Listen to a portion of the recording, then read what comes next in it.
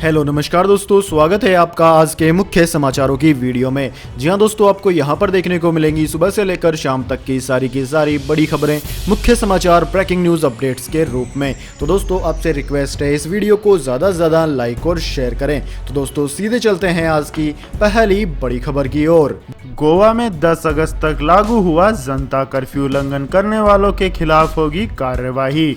जी हां दोस्तों, गोवा में इस महामारी के बढ़ते मामलों के मद्देनजर मुख्यमंत्री प्रमोद सावंत ने बुधवार से शुरू होने वाले सप्ताहांत में गैर आवश्यक सार्वजनिक आंदोलन को बंद करने के अलावा बुधवार रात से 10 अगस्त तक राज्य में कर्फ्यू की घोषणा कर दी है। उन्होंने चेतावनी देते हुए कहा है कि नियमों का उल्लंघन करने वालों को जेल भेजा जाएगा। सावंत ने कहा है कि लोगों को शारीरिक दूरियों के मापदंडों को जारी रखना होगा। जनता कर्फ्यू आवश्यक सेवाओं के अपवाद के साथ प्रतिदिन रात 8 बजे से सुबह 6 बजे तक चलेगा। रात में उद्योग धंधों में काम करने वाले लोगों को और मेडिकल आपदा स्थिति में जिनकी शिफ्ट है वह आ जा सकेंगे। 10 अगस्त तक कर्फ्यू लागू रहेगा, उल्लंघन करने वालों को कैद में रखा जाएगा। सावंत ने बुधवार को एक संवाददाता सम्मेलन में कहा कि लोगों को अधिक सावधान रहना चाहिए। सरकार ने महसूस किया है कि लोगों ने मानदंडों का पालन नहीं किया है। मास्क नहीं पहनने वाले 40,000 लोगों पर जुर्माना लगाया गया है। इसके बाद दोस्तों जानते हैं अगली बड़ी खबर। प्लाज्मा डोनेट करो, सम्मान के साथ पाओ 5,000 रुपए का इनाम।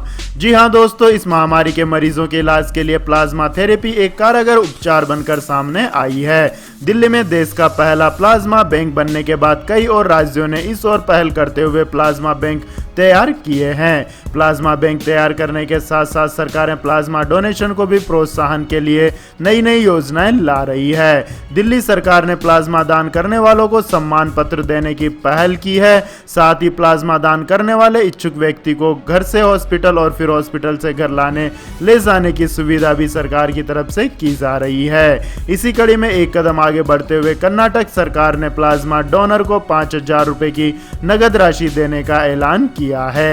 राज्य के medical education minister doctor Sudhakar ने सम्मान के साथ इनाम की घोषणा करते हुए कहा है कि प्लाज्मा डोनर को 5,000 रुपए की प्रोत्साहन राशि दी जाएगी। इसके बाद दोस्तों जानते हैं अगली बड़ी खबर। इस महामारी के कारण जान गंवाने वाले सरकारी कर्मचारियों के परिजनों को नौकरी देगी बंगाल सरकार। जी हां दोस्तों, पश्चिम बंगाल की मुख्यमंत्री ममता बनर्जी ने बुधवार को कहा है कि उनकी सरकार इस महामारी के खिलाफ लड़ाई के दौरान ड्यूटी का निर्वहन करते हुए जान गंवाने वाले राज्य के सरकारी कर्मचारियों के परिजनों को नौकरी देगी। उन्होंने कहा है कि इस महामारी के कारण राज्य सरकार के कम से कम 12 कर्मचारियों की मौत हो चुकी है। बनर्जी ने कहा है कि राज्य सरकार मृत कर्मचारियों, चिकित्सकों, पुलिस कर्मियों और स्वास्थ्य कर्मियों को मरणोपरांत पदक और प्रमाण पत्र के साथ सम्मानित भी करेगी। तो दोस्तों, क्या ममता बनर्जी की इस पहल का अनुसरण सभी राज्यों को भी करना चाहिए? कमेंट करके अपनी राय दें। इसके बाद दोस्तों जानते हैं अगली बड़ी खबर। इस महामारी से मरने वालों का अंतिम संस्कार करने पर मिलेंगे 15,000 रुपए। जी हां दोस्तों, इस महामारी के कारण मरने वालों के अंतिम संस्कार को लेकर भी राज्य सरकारों को काफी मुश्किलों का सामना करना पड़ रहा है। ऐसे में आंध्र प्रदेश सरकार इस महामारी से मरने वालों के अंतिम संस्कार के लिए 15,000 रुपए की राशि देने का निर्णय किया है। यह राशि अगर परिवार अंतिम संस्कार करता है तो उसको मिलेगी या अंतिम संस्कार करने वाले नगर निगम पंचायत कर्मचारी को दी जा सकती है। आंध्र प्रदेश के स्वास्थ्य और परिवार कल्याण आयुक्त काटामानेनी भास्कर ने बताया है कि इस महामारी से मरने वाले शख्सों का जो भी कोई अंतिम संस्कार करता है उसे सरकार की ओर से 15,000 रुपए की राशि दी जाएगी। इसके बाद दोस्तों रुक करते हैं अगली बड़ी खबर का। अब सख्त पूर्व सैनिकों को भी मिलेगी पेंशन, केंद्र सरकार ने बदला नियम। जी हां दोस्तों, केंद्रीय रक्षा मंत्री कार्यालय ने ट्विटर पर जानकारी दी है कि सरकार ने सशस्त्र बलों के कर्मचारियों के लिए असख्त पेंशन की योग्यता के लिए 10 साल या उससे ज्यादा की नौकरी की अनिवार्यता को खत्म कर दिया है। अब यह असख्त पेंशन सशस्त्र बलों के उन कर्मियों को भी मिल सकेगी जिन्होंने 10 साल से कम सेना को अपनी सेवाएं दी हैं। आपको बता दें कि असख्त पेंशन सशस्त्र बलों के उन कर्मचारियों को दी जाती है जो सेना को अपनी सेवाएं देने के दौरान किसी दुर्घटना में घायल होकर विकलांग हो जाते हैं। अब तक यह पेंशन सिर्फ उन कर्मियों को देने का प्रावधान था जिन्होंने 10 साल या से अधिक सशस्त्र बलों को अपनी सेवाएं दी हो, लेकिन अब सरकार ने इससे जुड़े नियमों को बदल दिया है। रक्षा विभाग कार्यालय ने इस फैसले की जानकारी सोशल मीडिया साइट ट्विटर पर दी है। इसके बाद दोस्तों जानते हैं अगली बड़ी खबर। खेती के लिए 16 दिन बाद आएंगे पीएम किसान योजना के 2000 रुपए। जी हां दोस्तों, पीएम किसान सम्मान निधि स्कीम की अगली किस्त ठीक 16 दिन बाद 1 अगस्त के बाद यानी शुरू हो जाएगी। इसके तहत करीब 10 करोड़ किसानों तक पैसा भेजा जाएगा। इससे पहले लॉकडाउन के दौरान मार्च अप्रैल में पैसा भेजा गया था। केंद्रीय कृषि मंत्रालय के अधिकारियों का कहना है कि जिन लोगों ने आवेदन नहीं किया वे अपने आवेदन करके लाभ ले सकते हैं, जबकि जिन लोगों का आवेदन अप्रूव्ड है वे अपना स्टैंडर्ड चेक और रिकॉर्ड दुरुस्त कर सकते हैं। इस स्कीम के तहत अब तक करीब 74,000 करोड़ रुपए भेजे जा चुके हैं। इसके बाद दोस्तों जानते हैं अगली बड़ी खबर। लेकिन दोस्तों अगली खबर जानने से पहले आप लोगों से गुजारिश है कि इस वीडियो में दिखाई गई खबरें अगर आपको पसंद आई हो तो इस वीडियो को लाइक करें, कमेंट करें और हमारे चैनल को सब्सक्राइब करें। तो दोस्तों जानते हैं अगली बड़ी खबर। प्रवासी मजदूरों को बड़ी राहत, हेल्थ लाइफ इंश्योरेंस और पेंशन का रास्ता साफ। संसद की स्थायी समिति ने बदली सिफारिशें।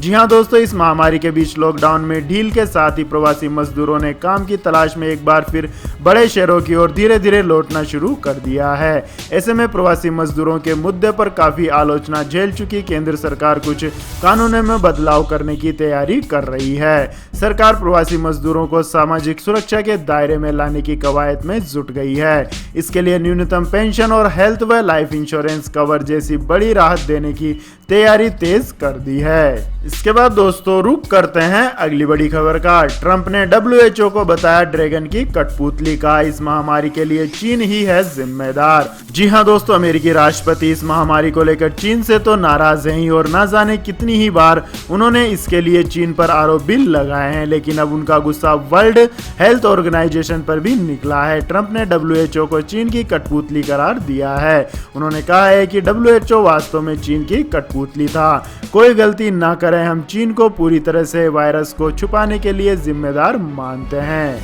उन्होंने कहा कि मैंने काफी समय से चीनी राष्ट्रपति से बातचीत नहीं की और मेरी उनसे बात करने की कोई योजना भी नहीं है। हमने अविश्वसनीय चीनी प्रौद्योगिकी और दूरसंचार प्रदाताओं का सामना किया है। हमने कई देशों को हुआवे का उपयोग न करने के लिए आश्वस्त किया क्योंकि यह एक बड़ा सुरक्षा जोखिम है। अमेरिकी राष्ट्रपति डोनाल्ड ट्रंप का गुस्सा चीन को लेकर दिन प्रतिदिन बढ़ता ही जा रहा है। अमेरिका और चीन के बीच व्यापार समझौते के दूसरे चरण की उम्मीदों को उस समय झटका लगा जब प्रेसिडेंट ट्रंप ने साफ साफ कहा कि अमेरिका और चीन के रिश्ते गंभीर रूप से खराब हो चुके हैं।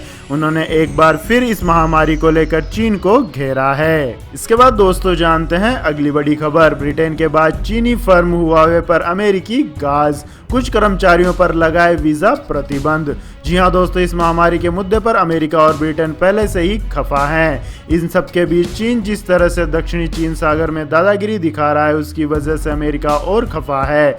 जिस तरह से भारत ने टिकटॉक समेत 59 चीनी ऐप्स पर बैन लगा दिया है, उसी तर्ज पर अमेरिका भी कह रहा है कि अब बहुत हो चुका, चीन के खिलाफ कुछ कार्रवाई करनी होगी। ब्रिटेन ने 5G के संबंध में चीनी कंपनी हुआवे पर प्रतिबंध लगा दिया है। इन सब के बीच अमेरिका ने कुछ वीजा प्रतिबंध लगाने का फैसला किया है जिसमें हुआवे कंपनी के कर्मचारी भी शामिल हैं। इसके बाद दोस्तों जानते हैं अगली बड़ी खबर। असम में बाढ़ का कहर, 59 लोगों की मौत, 33 लाख लोग प्रभावित। जी हां दोस्तों, असम में बाढ़ खतरनाक रूप लेती जा रही है। इस प्रकोप ने मंगलवार को 8 और लोगों की जान ले ली है।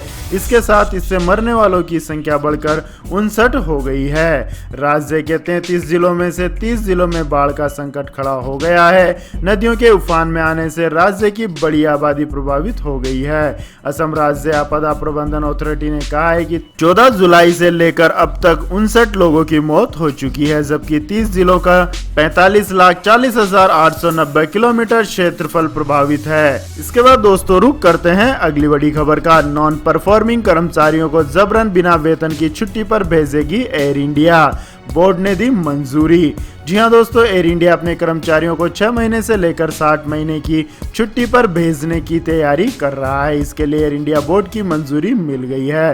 बोर्ड ने चेयरमैन और मैनेजिंग डायरेक्टर को एयर इंडिया के कुछ स्टाफ को बिना वेतन के 5 साल तक छुट्टी पर भेजने की सिफारिश करने की इजाजत दे दी है। इस योजना के तहत एयर इंडिया के कर्मचारियों को 6 महीने के अवैतनिक अवकाश पर भेजने के बाद इसे 60 महीने यानी 5 साल तक के लिए बढ़ाया जा सकता है। इसके बाद दोस्तों जानते हैं अगली बड़ी खबर। मॉनसून को लेकर आया यह अलर्ट, अब इन इलाकों में शुरू होगी बारिश। जी हां दोस्तों, मानसून में बारिश से बिहार और उत्तर प्रदेश के राज्यों की हालत बेहद खराब है। बाढ़ बारिश से लोगों को पलायन को मजबूर होना पड़ रहा है। हालांकि मौसम विभाग ने अब राहत वाली खबर दी है।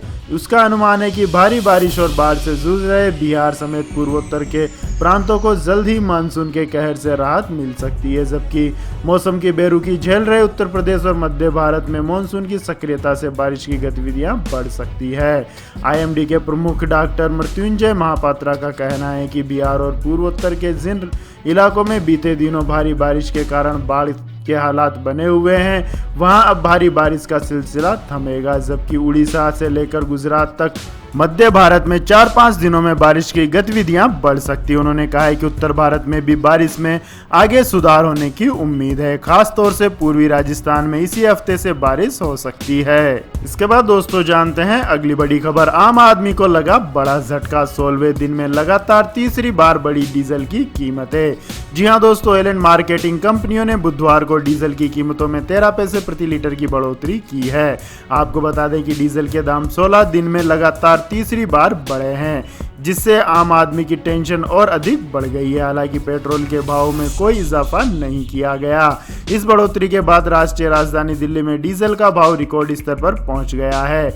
दिल्ली में 1 लीटर डीजल का दाम 81 रुपये 18 पैसे प्रति लीटर हो गया है। वहीं पेट्रोल की कीमत 80 रुपये 43 पैसे प्रति लीटर है। इसके बाद दोस्तों जानते हैं आज के सोने और चांदी के भाव। तो दोस्तों, अंतर्राष्ट्रीय स्तर पर सोने के दामों में तेजी की वजह से राष्ट्रीय राजधानी में सोने के भाव में 244 रुपए प्रति 10 ग्राम की बढ़त देखने को मिली है, जिससे दिल्ली में सोने का भाव 50,230 रुपए प्रति 10 ग्राम पर पहुंच गया है। वहीं बात करें चांदी की, तो चांदी के भाव में 673 रुपए की तेजी देखने को मिली है, जिससे 1 किलोग्राम चांदी का भाव 54,200 रुपए हो गया है। इसके बाद दोस्तों जानते हैं अगली बड़ी खबर। चीनी सैनिकों को इंडियन आर्मी की 2 टूक, एलएसी पर शांति के लिए सभी प्रोटोकॉल फॉलो करने होंगे। जी हां दोस्तों, भारतीय सेना ने चीनी सेना को स्पष्ट संदेश दे दिया है कि अगर वास्तविक नियंत्रण रेखा पर शांति बनाए रखनी है तो सभी प्रयास करने होंगे। भारतीय सेना ने करीब 15 घंटे तक चली बातचीत में चीनी सेना को यह स्पष्ट संदेश दिया है कि पूर्वी लद्दाख में आवश्यक तौर पर पहले जैसी स्थिति बहाल की जाए। साथ ही एलएसी पर शांति एवं स्थिरता वापस लाने के लिए सभी प्रोटोकॉलों का पालन करना होगा। इसके बाद दोस्तों जानते हैं अगली बड़ी खबर। सीमा विवाद के बीच सेना को 300 करोड़ तक के हथियार तेजी से खरीदने की इजाजत। जी हां दोस्तों, लद्दाख में सीमा विवाद और चीन के साथ 1962 के बाद अब तक के सबसे बड़े तनाव के बीच सरकार ने बुधवार को सैन्य बलों को फौरन अपनी तात्कालिक जरूरतों को पूरा करते हुए 300 करोड़ रुपए तक के हथियार और गोला बारूद खरीदने की इजाजत दी है। रक्षा मंत्रालय के प्रवक्ता ने इस बात की जानकारी दी। इसके बाद दोस्तों रुक करते हैं अगली बड़ी खबर का। भारत की आपत्ति के बावजूद चीन की मदद से शुरू हुआ पाकिस्तान का सबसे बड़ा डैम। जी हां दोस्तों, भारत की आपत्ति के बावजूद अवैध कब्जे वाले हिस्से पर पाकिस्तान ने चीन की मदद से डायबर भाषा बांध परियोजना पर बुधवार को निर्माण कार्य शुरू किए जाने के बाद पाकिस्तान के प्रधानमंत्री इमरान खान ने ऐलान किया है कि यह पाकिस्तान के इतिहास में सबसे बड़ा बांध है। भारत ने सिंधु नदी पर बांध बनाने को लेकर हुए समझौते पर कड़े आपत्ति जताते हुए कहा था कि पाकिस्तान के अवैध कब्जे वाले क्षेत्र में ऐसी परियोजनाएं शुरू करना ठीक नहीं है। पीएम इमरान खान ने गिलगित बल्टिस्तान के चिलास में आयोजित एक जनसभा को संबोधित करते हुए कहा है कि इस परियोजना से 4,500 मेगावाट हाइड्रोजन पावर बिजली पैदा होगी और कम से कम 16,000 लोगों को रोजगार मिलेगा। उन्होंने कहा है कि इस परियोजना से न सिर्फ देश की खस्ताहाली अर्थव्यवस्था की हालत ठीक होगी बल्कि पर्यावरण के लिए भी बेहतर होगा। इसके बाद दोस्तों जानते हैं अगली बड़ी खबर। 6000 mAh बैटरी और 4 कैमरे वाला गैलेक्सी M31s इस माह में देगा दस्तक। जी हाँ दोस्तों, स्मार्टफोन निर्माता कंपनी सैमसंग का नया smartphone Galaxy M3 One S इस माह भारत में दस्तक देगा। यह सैमसंग का मिड रेंज स्मार्टफोन होगा जो गैलेक्सी M3 One का अपग्रेडेड वर्जन होगा। फोन को 20,000 रुपए के प्राइस सेगमेंट में लॉन्च किया जा सकता है। नया Galaxy M3 One S smartphone e-commerce website Amazon के साथ सैमसंग और अन्य रिटेल स्टोर पर बिक्री के लिए उपलब्ध रहेगा। फोन की बिक्री अगस्त माह में शुरू होगी। Galaxy M3 One S smartphone के in house super AMOLED infinitive zero display के साथ आएगा। इस तरह का डिस्प्ले आमतौर पर सैमसंग के फ्लैगशिप स्मार्टफोन में देखने को मिलता है। IANS की खबर के मुताबिक Galaxy smart 3 One S smartphone के रियर पैनल पर क्वाड यानी 4 कैमरे का सेटअप मिलेगा। इसका प्राइमरी लेंस 64 MP का होगा। साथ ही फोन में पावर बैकअप के लिए 6000 mAh की दमदार बैटरी मिलेगी।